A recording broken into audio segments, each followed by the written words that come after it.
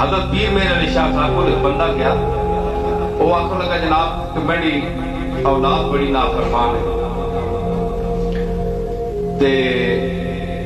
بچے میں نے جڑے نافرمان آپ فرمایا دعا کرو اللہ تعالیٰ انہیں ہدایت دے۔ خیر وہ پیچھے ہی پہ گئے، وہ پترا نے بدخوئی کرو لگ پیا جی نافرمان یہ آپ رو چڑھی ترائے ہماری کسی نے اس آخیا نا تے ہیں آپ پیر میر علی شاہ صاحب فرمایا کہ تو اپنے مالک نہ فرما بردار ہے،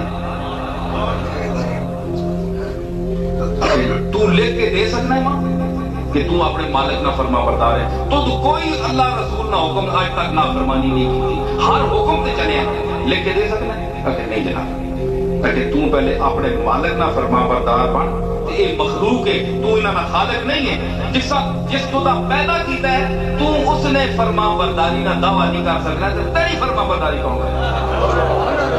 پھر یہ شعر پڑھیا سادینا کہ تو ہم گردنت حکم داور مپیچ کہ گردن نہ پیچت دے حکم تو ہیچ، اگر ایڈی تابداری تو نہ چاہیے تو تم ہی اللہ نے حکم کروں